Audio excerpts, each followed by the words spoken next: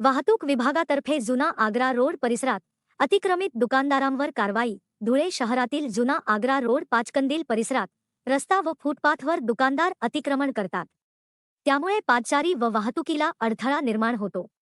अतिक्रमण हटविण्याची जबाबदारी महापालिकेची असतानाही मनपा प्रशासन अतिक्रमण हटविण्यास समर्थ नसल्याचे समोर आले आहे. जुना आग्रा रोड पाचकंदील परिसरात धुळे शहर वाहतूक शाखेचे सहाय्यक पोलीस निरीक्षक भूषण कोते यांनी 2 दिवसांपूर्वी दुकानदारांना आणि विक्रेत्यांना अतिक्रमण हटवण्यासंदर्भात सूचना केली होती.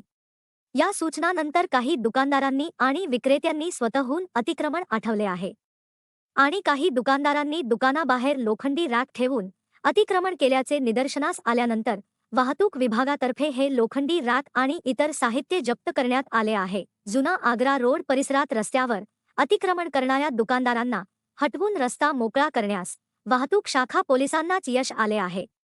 वाहतूक शाखा पोलिसांना जमले ते महापालिकेच्या अतिक्रमण विभागाला का नाही, असा सवाल देखील धुळेकरांच्या मनात घर करून आहे. रस्त्यावर फुटपाथवर दुकाने थाटल्याने वाहतुकीला अडथळा निर्माण होत असे, त्यामुळे अपघात घडत असल्याचे पोलीस प्रशासनाला लक्षात आले आहे.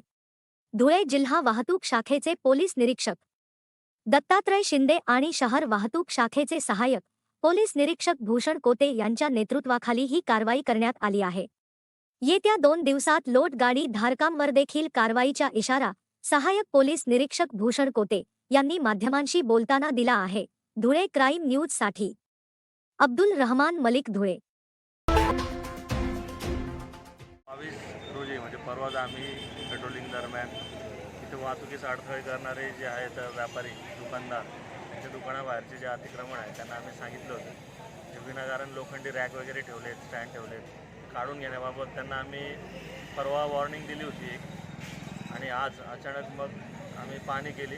त्यात असं दिसून आलं की काही दुकानदारांनी स्वइच्छेने त्यांचे जे रॅक आहेत ते काढून घेतले होते, पण काही लोकांनी ते तसेच ठेवले होते.